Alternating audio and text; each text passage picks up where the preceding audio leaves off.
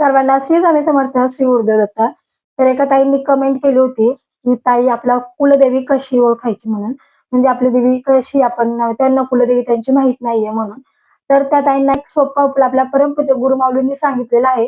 खर्च काहीच नाहीये. साधा सोपा उपाय आहे. वस्तू अगदी आपल्या घरातच मिळून जातील.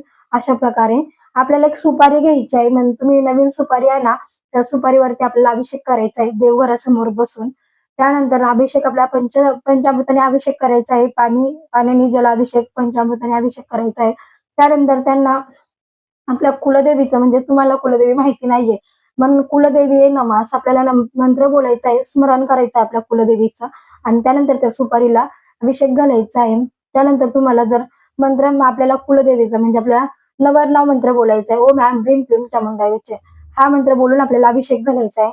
ही सुपारी आपल्याला मंदिरात आपल्या देवघरात ठेवायची आहे आणि एकच विनंती करायची आहे आपल्याला, की जी सुपारी आपली कुलदेवी समान आपल्याला मानायची आहे आणि बोलायचं की लवकरात लवकर देवी म्हणजे आदिशक्ती आपल्या 350 शक्तिपीठांमध्ये देवी जी कोणती असेल, माझी कुलदेवी, माझी स्वामिनी म्हणजे माझी कुळाचार करणारी देवी कोण असेल ती मला लवकरात लवकर समजू दे, मला साक्षात अनुभव येऊ दे किंवा मग मला स्वप्नात येऊन म्हणजे ते स्थान, ते ठिकाण करू दे, असं तुम्ही देवीला प्रार्थना करायची आहे आणि त्यानंतर ती सुपारी आपल्याला मंदिरात ठेवायची आहे.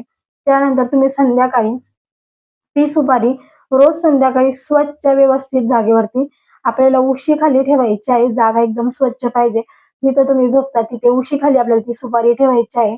झोपताना रोज आणि आपल्या देवीला, कुलदेवीला, आपल्या कुलस्वामिनीला, आपल्या आईला विनंती करायची आहे. तू जे कोण साडे देवीचा मी सांगते पण अंगावरती काटा येतोय. खूप सारे अनुभव आहेत आणि खूप लोकांना हे अनुभव येतात. कोणालाच माहिती नसते कुलदेवी कोणती आहे आणि काही काही लोक तर माहिती करून घेत नाही. पण ताई तुमची इच्छा आहे माहिती करून घेण्याची तर म्हणून मी तुम्हाला सांगतेय. तर खरंच तुम्ही तो उपाय करून बघा. अक्षरशः अंगावरती काटा आला. मी तुम्हाला सेवा सांगते तरी पण. पण ती सेवा आवर्जून करा. तुम्ही 31 दिवसांची करा. केली तरी पण चालेल. सुपारी आपल्याला उशाला ठेवायची आहे आणि देवीला स्मरण करायचं आहे. जी कोण तू माझी देवी असेल, 350 शक्तिपीठांमध्ये देवी आई, मला लवकर संकेत दे आणि मला माझी कुलस्वामिनी, माझी आई मला कळू दे कोणती आहे ती. माझी कुलदेवता मला कळू दे. कारण तुम्ही जर ही सेवा आता चालू केली, तुम्ही जर कुळधर्म केला तर आपल्या घरात कोणतेच संकट राहत नाही. आपल्या घरात तुम्हाला जर कुलदेवी माहित नसेल तर आपल्या घरात संकट, आर्थिक परिस्थिती किंवा कोण सतत आजारी पडणं ह्या अशा समस्या घडतात. पण कुलदेवीचा जर व्यवस्थित मान सन्मान झाला तर हे तुम्ही केलं, आई वडिलांनी केलं तर तुमची पुढची पिढी हे करेल.